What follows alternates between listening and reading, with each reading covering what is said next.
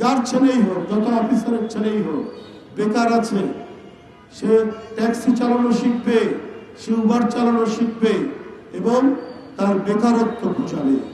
এই কারণে আমি মনে করি যে যে সংগঠনটি এখানে দাঁড় করা হয়েছে জাতীয়তাবাদীর নামে, জাতীয়তাবাদীর নামে শুধু মিছিল মিটিং করার জন্য নয়, বরং আপনাদের এই পেশার মানুষদেরকে সমাজে যাতে তাদের মাথা উঁচু করে তারা দাঁড়াতে পারে, তারা যাতে সম্মানিত থাকে সবসময়, তারা যেন হয়রানির শিকার না হয়, তারা যেন পুলিশি নির্যাতনের শিকার না হয়, এই জিনিসগুলা লক্ষ্য রেখে আইন প্রণয়ন করতে হবে।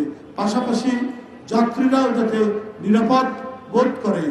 একজন সিএনজি চালক যখন কোনো যাত্রীকে নেবে, সেই যাত্রীকে তার গন্তব্যস্থলে পৌঁছে দেওয়ার জন্য যে ধরনের তার ব্যবস্থা নেওয়া দরকার, যে সহযোগিতা করা দরকার, যে ধরনের সহমর্মিতা থাকা দরকার যাত্রীর পাশে, যাত্রীর প্রতি, সেটাও এই চালকরা করবেন। সেই জন্য দেশের আইন কানুন হতে হবে মানুষের পক্ষে, মানব কল্যাণের পক্ষে।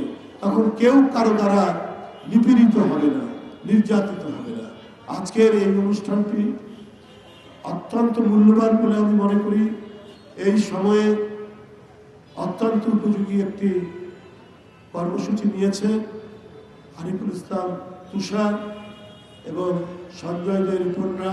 ওরা শুধু আজকে একটা এই প্রোগ্রাম করে কর্মসূচি করে বসে থাকবে না, ওরা নতুন নতুন আইডিয়া নিয়ে কিভাবে আরও এই সংগঠনটিকে বৃদ্ধি করা যায়, কিভাবে এই নতুন রেগুলেশনের মধ্যে নিয়ে এসে তাদের দ্রুত ভবিষ্যৎকে গড়ে তোলা যায়, সেই কাজ তারা করতে থাকবে এখন থেকে। যে কথাগুলো, যে অঙ্গীকারগুলো বিএনপির ভারপ্রাপ্ত চেয়ারম্যান প্রতিটা মিটিংয়ে, প্রতিটা সভায়, প্রতিটি আলোচনা সভায় তিনি এই অঙ্গীকারগুলো করেছেন।